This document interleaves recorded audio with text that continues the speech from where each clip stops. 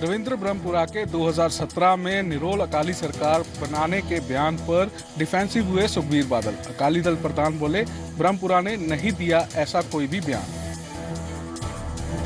अकाली उम्मीदवार रविंद्र ब्रह्मपुरा ने 2017 में निरोल अकाली सरकार बनाने वाला कोई बयान नहीं दिया है। खुद सूबे के डिप्टी सीएम और अकाली दल प्रधान सुखबीर बादल ने ये बात कही है। मीडिया ने जब ब्रह्मपुरा के बयान के संबंध में प्रतिक्रिया लेनी चाहिए तो उन्होंने ऐसे किसी भी तरह का बयान दिए जाने का खंडन किया।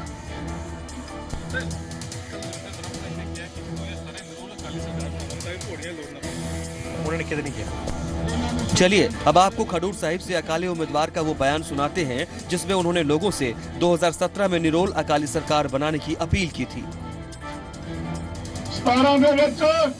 ਆਪਾਂ ਬਿਨਾਂ ਕਿਸੇ ਪੌੜੀਆਂ ਤੋਂ ਸਰਕਾਰ ਬਣਾਉਣੀ ਆ, ਬਿਨਾਂ ਕਿਸੇ ਪੌੜੀਆਂ ਤੋਂ ਅਕਾਲੀ ਦਲ ਦੀ ਨਿਰੋਲ ਸਰਕਾਰ ਬਣਾਉਣੀ 17 ਚ, ਤਾਂ ਜੋ ਸਾਨੂੰ ਤਗੜੇ ਹੋ ਕੇ ਪੰਜਾਬ ਦੀ ਸੇਵਾ ਕਰਨ ਦਾ ਮੌਕਾ ਮਿਲੇ। सूबे में अकाली और बीजेपी का गठबंधन है, जबकि केंद्र में भी दोनों साथ हैं। ऐसे में गठबंधन को नुकसान पहुंचाने वाली बयानबाजी मिशन 2017 पर असर डाल सकती है। रविंद्र ब्रह्मपुरा ने खडूर साहब उपचुनाव को लेकर रैली में लोगों से 2017 में निरोल अकाली सरकार बनाने की अपील की थी। राजन गोसाई, जी मीडिया, अमृतसर। किरण रिजिजू के बयान पर बोले सुखबीर बादल, सबसे ज्यादा शांत सूबा है पंजाब, केंद्रीय गृह राज्य मंत्री के पास नहीं है पूरी जानकारी। पंजाब डिस्टर्ब स्टेट नहीं बल्कि सबसे ज्यादा शांत सूबा है। किरण रिजिजू के बयान पर सूबे के डिप्टी सीएम ने ये प्रतिक्रिया दी है। सुखबीर बादल ने अमृतसर में कहा कि केंद्रीय गृह राज्य मंत्री के पास पूरी जानकारी नहीं रही होगी, इसीलिए ऐसा बयान दे दिया होगा।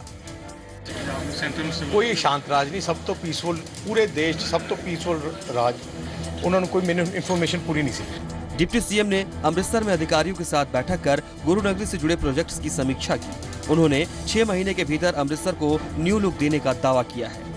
ਅੱਜ ਅਸੀਂ ਸਾਰੇ ਪ੍ਰੋਜੈਕਟਸ ਜਿਨੇ ਅੰਮ੍ਰਿਤਸਰ ਦੇ ਸਾਰੇ ਰਿਵਿਊ ਕੀਤੇ, ਟਾਰਗੇਟ ਸੈੱਟ ਕਰਤੇ ਹੈ ਐਂਡ ਬਾਈ ਜੂਨ जुलाई अगस्त you see the whole look changing पूरे अमृतसर। अमृतसर से जुड़े हुए प्रोजेक्ट्स को जल्दी पूरा कर न्यू लुक देने के लिए सीधे तौर पर डिप्टी सीएम सुखबीर बादल नजर बनाए हुए हैं। अमृतसर से राजन गोसाई के साथ रविंद्र सिंह, जी मीडिया।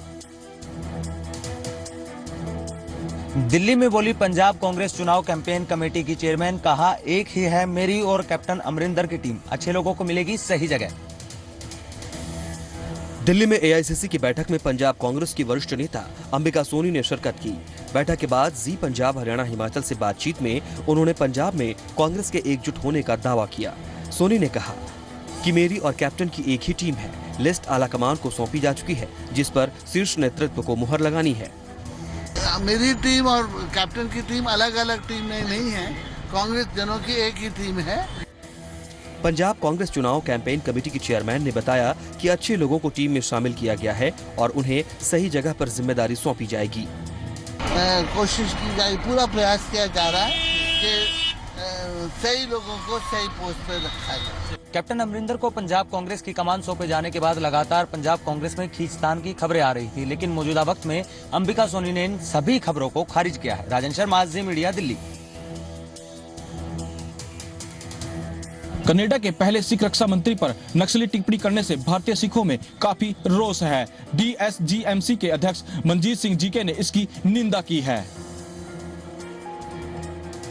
कनाडा के रक्षा मंत्री बनकर इतिहास रचने वाले हरजीत सिंह सज्जन को एक बार फिर भेदभाव का सामना करना पड़ा। कनाडा के संसद भवन में हरजीत सिंह जब सवाल का जवाब देने के लिए खड़े हुए तो पूर्व रक्षा मंत्री जेसन केनी ने चीखकर उनकी अंग्रेजी पर सवाल उठाए और कहा कि मुझे इंग्लिश टू इंग्लिश ट्रांसलेटर की जरूरत है। हालांकि फिर जब केनी को अपने इस रुख का हर तरफ से विरोध का सामना करना पड़ा तो केनी ट्विटर का सहारा लेकर सफाइयां दे रहे हैं। अब कह रहे हैं कि वो हरजीत सिंह सज्जन का सम्मान करते हैं, पर फिर भी उनके मुंह से निकली इस बात का विरोध जारी है। दिल्ली सिख गुरुद्वारा मैनेजमेंट कमेटी ने हरजीत सिंह के साथ हुए इस भेदभाव पर कड़ा एतराज जताया है। मैं समझता हूँ कि ये एक किस्म की हेट क्राइम को जन्म देने वाली, ये एक किस्म की उन कंट्रोवर्सीज को जन्म देने वाली स्टेटमेंट है और नीचा दिखाने की कोशिश करी गई है। साल 2015 में हरजीत सिंह सज्जन को रक्षा मंत्री का कार्यभार सौंपा गया था। उस समय भी कुछ ऐसा ही मामला सामने आया था। इस समय पंजाबी जब बड़े पदों पर पहुंचकर देश का नाम विदेशों में रोशन कर रहे हैं और वाहवाही लूट रहे हैं, तो ऐसे में जब ऐसी टिप्पणियां सामने आती हैं तो कई सवाल खड़े हो जाते हैं कि आखिर ऐसी टिप्पणियां करने वालों की सोच इतनी गुलाम कैसे। कनाडा के रक्षा मंत्री हरजीत सिंह सज्जन पर यह टिप्पणी संसद में की गई है। उनकी अंग्रेजी भाषा को लेकर यह टिप्पणी की गई है। राकेश रोहिला, जी मीडिया, कुरुक्षेत्र। कांग्रेस उपाध्यक्ष राहुल गांधी ने प्रधानमंत्री नरेंद्र मोदी पर एक बार फिर बड़ा हमला बोला है। राहुल गांधी ने कहा है कि मोदी सरकार 3-4 उद्योगपतियों के लिए चल रही है और वो ऐसा नहीं होने देंगे। प्रदेश कांग्रेस कमेटी के प्रमुखों से मुलाकात के बाद राहुल गांधी ने प्रधानमंत्री नरेंद्र मोदी पर हमला बोला। उनको शायद ये अभी तक मालूम नहीं हुआ है कि प्रधानमंत्री जी का काम देश को चलाने का काम होता है, बहाने बनाने का काम नहीं होता है। राहुल गांधी ने कहा अब तो उद्योगपति भी आकर उनसे शिकायत करते हैं कि सरकार उनके लिए कुछ नहीं कर रही है। बड़े बड़े उद्योगपति हमारे पास आते हैं, कहते भैया नरेंद्र मोदी जी जिन्होंने हमारे लिए सरकार चलाई है वो हमारा ही काम नहीं कर पा रहे। बीजेपी ने कहा कि राहुल गांधी को मोदी सरकार में कभी कुछ सकारात्मक दिखाई नहीं देगा। राहुल गांधी जी को पता नहीं कैसे दिखता है कि अमीरों का फायदा हो रहा है, या तो वो समाचार रखते नहीं या जो देश में अच्छी बातें हैं वो उसे देख नहीं पा रहे हैं। कांग्रेस उपाध्यक्ष राहुल गांधी का ये हमला बता गया कि कांग्रेस एक बार फिर संसद में हंगामे की तैयारी कर चुकी है। हरियाणा कांग्रेस के अध्यक्ष ने मनरेगा के तहत कम पैसा जारी करने का लगाया आरोप। हरियाणा के मुख्यमंत्री ने किया पलटवार, योजना की नई रूपरेखा तैयार करने पर दिया जोर। मनरेगा को लेकर कांग्रेस और बीजेपी की जुबानी जंग का दौर लंबा चलने की उम्मीद है। इसके संकेत दिल्ली से मिले हैं, जहां कांग्रेस उपाध्यक्ष राहुल गांधी ने राज्यों के कांग्रेस अध्यक्षों के साथ बैठक कर चर्चा की। बैठक में हरियाणा कांग्रेस अध्यक्ष अशोक तंवर भी पहुंचे और मौजूदा सरकार पर मनरेगा के तहत पर्याप्त पैसा जारी नहीं करने का आरोप लगाया, जिसने करोड़ों लोगों की जिंदगी बदल दी, करोड़ों लोगों को गरीबी रेखा से ऊपर उठाने का काम किया, गांव के अंदर आधारभूत जो ढांचा है उसको मजबूत किया। लेकिन वर्तमान सरकार आने के बाद लगातार फंड्स में जिस तरीके से कटौती की गई। तंवर के आरोपों का जवाब हरियाणा के मुख्यमंत्री ने दिया। उन्होंने हरियाणा में मनरेगा की खामियां गिनाई और नई रूपरेखा तैयार करने की बात कही। हमारे हरियाणा में भी मनरेगा के अंदर कई प्रकार के जो खामियां पाई गई हैं, कई प्रकार के केसेस भी बने हैं, एक आध जगह तो स्कैंडल भी हुआ है।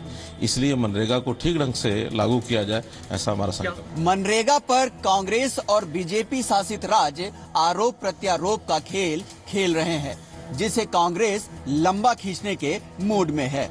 दिल्ली से राजन शर्मा के साथ हरे राम मिश्रा, जी मीडिया। हरियाणा की खट्टर सरकार की निगाहें अब 1 लाख करोड़ रुपए के निवेश पर टिकी हैं। सरकार अभी तक अलग अलग 20 MOU पर हस्ताक्षर कर चुकी है। मार्च में होने जा रहे हरियाणा हैपनिंग मीट से सरकार को काफी उम्मीदें हैं। हरियाणा सरकार का पूरा जोर निवेश जुटाने पर है। इसका अंदाजा मुख्यमंत्री खट्टर के बयान से साफ लग जाता है। मुख्यमंत्री ने दिल्ली में कहा कि निवेश चाहे देश से आए या विदेश से, लेकिन निवेश आना चाहिए। उन्होंने मार्च में होने वाली हरियाणा हैपनिंग मीट का जिक्र करते हुए 1 लाख करोड़ का टारगेट हासिल करने की उम्मीद भी जताई। आपको बता दें कि मुख्यमंत्री हाल ही में चीन और जापान का दौरा कर लौटे हैं। इसके बाद उन्होंने कोलकाता और आंध्र प्रदेश में भी निवेशकों से मुलाकात की। लगभग 20 के आसपास MOU हुए हैं और उन MOUs के माध्यम से फाइनल एग्रीमेंट्स हो रहे हैं। तो ये इन्वेस्टमेंट जो हमारा समिट है, इस समिट में और भी MOUs होंगे। फिर जो हमारा टारगेट है लगभग 1 लाख करोड़ रुपए का हमारा टारगेट है और मैं समझता हूँ उसको हम पार करेंगे। हरियाणा में शिशु लिंगानुपात में आ रहे सुधार को लेकर भी मुख्यमंत्री ने खुशी जाहिर की और इसका श्रेय PM मोदी और हरियाणा सरकार के प्रयासों को दिया। टारगेट हमने अचीव किया है, लेकिन अब इसमें और काम करना बाकी है। बहुत जल्दी इसको और आगे बढ़ने की मैं आशा करता हूं और निश्चित रूप से लोगों का सहयोग इसमें मिल रहा है। मैं सबका बहुत बहुत आभारी हूं। विपक्ष अक्सर मुख्यमंत्री के विदेश दौरों को लेकर उन्हें निशाने पर लेने की कोशिश करता है, जबकि CM निवेश बढ़ाने के टारगेट पर निगाहें टिकाए हुए हैं। मुख्यमंत्री खट्टर का कहना है कि निवेश देश से आए या विदेश से, उससे रोजगार और विकास के नए रास्ते खुलेंगे। दिल्ली से राजन गोसाई के साथ कुलवीर दीवान, जी मीडिया।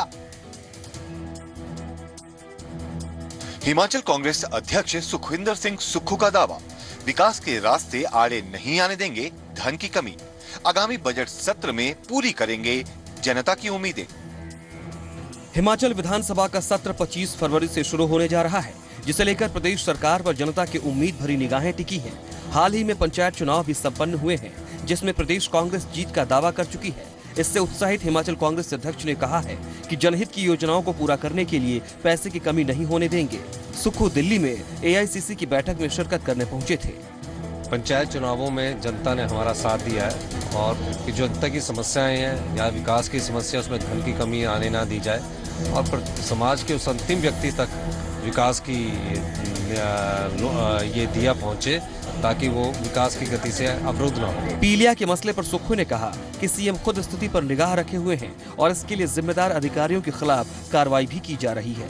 सुक्खू ने कहा कि पंचायत चुनाव में जनता ने कांग्रेस पर भरोसा कर पार्टी को जीत दिलाई है और प्रदेश सरकार भी जनता की उम्मीदों पर खरी उतरेगी। दिल्ली से राजन शर्मा के साथ मोहित प्रेम शर्मा, जी मीडिया। शिमला में मुख्यमंत्री वीरभद्र सिंह का दावा, जनता से किए हर वादे को करेंगे पूरा, जिस पर पूर्व मुख्यमंत्री प्रेम कुमार धूमल ने किया है पलटवार। विधायकों की 18 प्राथमिकताओं की डीपीआर तक नहीं बना सकी है सरकार। हिमाचल के मुख्यमंत्री ने शिमला में विधायकों की प्राथमिकताएं जानने के लिए बैठक की। 2 दिन तक बैठक का सिलसिला चला और इस बैठक में विधायकों ने अपनी डिमांड और समस्याएं रखी। बैठक के समापन के बाद मुख्यमंत्री ने जनता से किए अधिकांश वायदे पूरे किए जाने की बात कही। उन्होंने कहा कि 5 साल पूरे होने तक हर वायदा पूरा कर दिया जाएगा। काफी अधिकांश वायदे पूरे कर दिए हैं, जो रहे हम जो हमारे बाकी समय बचा है उसमें पूरा कर देंगे। हर वायदा पूरा कर दिया जाएगा। उधर सीएम के दावे को विपक्ष खोखला बता रहा है। प्रेम कुमार धूमल के मुताबिक विधायकों की पिछली 18 प्राथमिकताओं में से एक भी पूरी नहीं हो पाई है। विकास के कार्य पूरी तरह से ठप पड़े हैं। हर विधायक ने 18 प्रायोरिटीज दी हुई थी और प्राप्त सूचना के अनुसार किसी की भी डीपीआर नहीं बनी है। वो 3 साल में अगर एक भी नहीं बनी सब विधायकों की, तो अंदाजा लगाया जा सकता है काम क्या हुआ होगा। अगर पूर्व मुख्यमंत्री प्रेम कुमार धूमल की माने तो वीरभद्र सिंह के कार्यकाल में पूरी तरह विकास कार्य ठप पड़ चुका है। ऊना से राकेश मल्ली के साथ, शिमला से मोहित प्रेम शर्मा के साथ विशाल द्विवेदी, जी मीडिया। दिल्ली पुलिस ने ISIS के संदिग्ध आतंकी मोहसिन शेख को गिरफ्तार किया है। मोहसिन शेख वही शख्स है जो मुंबई के मलवानी इलाके से गायब हो गया था। दिल्ली पुलिस के मुताबिक मोहसिन शेख सीरिया जाने की तैयारी में लगा हुआ था।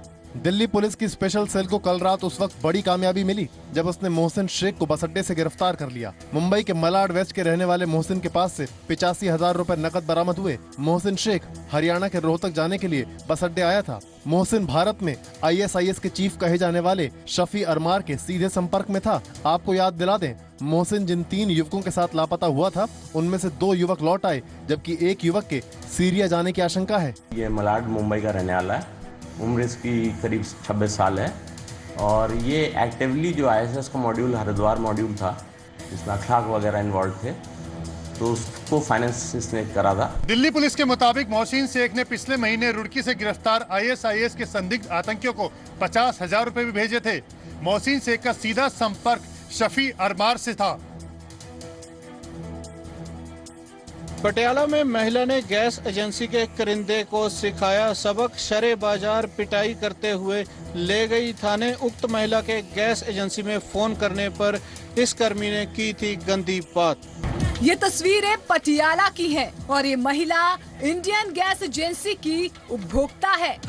महिला ने गैस सिलेंडर बुक करवाने के लिए गैस एजेंसी में फोन लगाया। एजेंसी में महिला का फोन गगनदीप नाम के एक युवक ने उठाया, लेकिन फोन पर उसने महिला से अश्लील बातें शुरू कर दी।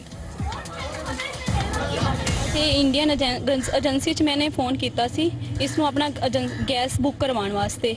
इस बंदे ने मैनू कहा मैं तेरा सिलेंडर बुक कर देवांगा, लेकिन उस तो पहला तू मेरा काम साल। 3 वजे मेरे को दूए मुंडे का फोन आया भी तुसीं एजेंसी आ जाओ जी जल्दी।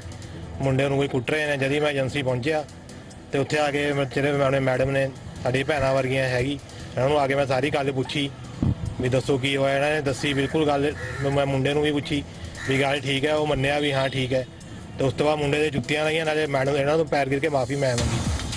मनप्रीत कौर की हिम्मत को दाद देनी चाहिए।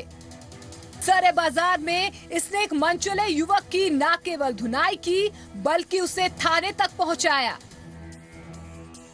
इस महिला से उन महिलाओं को भी सबक सीखना चाहिए जो जुर्म के खिलाफ आवाज नहीं उठाती हैं और चुपचाप रह जाती हैं। आरोपी ने अपनी गलती कबूल कर ली है, तो दूसरी तरफ गैस एजेंसी के प्रबंधक ने इस मामले पर अफसोस जताया है। पटियाला से कैमरामैन कमल के साथ अवतार गिल, जी मीडिया।